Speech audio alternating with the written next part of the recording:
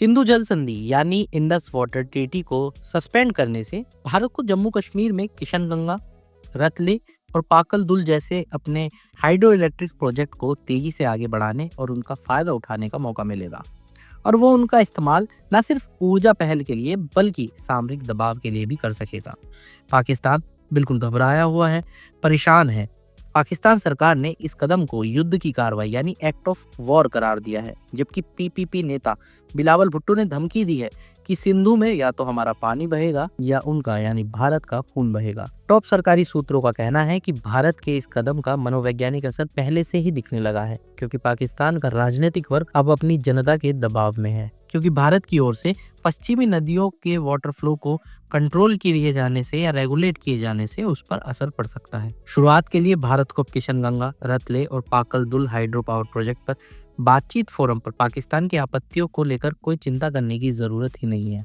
इन project का combined hydrological effect Bharat को पाकिस्तान को घेरने के लिए एक मजबूत भू राजनीतिक संकेत और रणनीति देने में मदद करेगा। पहलगाम में नागरिकों पर पाकिस्तान की ओर से प्रायोजित आतंकवादी हमले ने खेल के नियम ही बदल दिए हैं, जिसमें अब पाकिस्तानी नागरिकों को उनकी सेना के दुस्साहस की कीमत चुकानी पड़ रही है। भारत ने पहले ही किशनगंगा प्रोजेक्ट के जरिए 23 किलोमीटर लंबी सुरंग के जरिए झेलम से पानी मोड़ दिया था, जिसका उद्घाटन 2018 में प्रधानमंत्री नरेंद्र मोदी ने बांदीपोरा में किया था।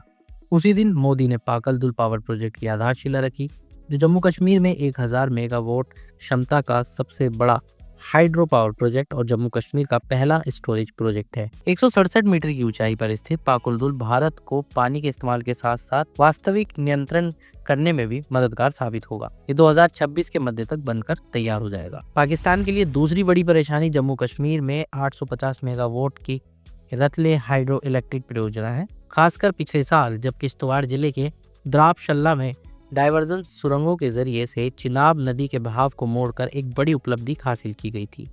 नदी के बहाव को मोड़ने से बांध के निर्माण और खुदाई की अहम गतिविधि शुरू करने के लिए नदी तल पर बांध एरिया को अलग करना संभव हो गया है। प्रोजेक्ट के स्पिलवे की ऊंचाई और ड्रॉडाउन के लेवल से संबंधित पाकिस्तान के डिजाइन आपत्तियों के बावजूद भारत अब डैम के निर्माण पर आगे बढ़ सकता है।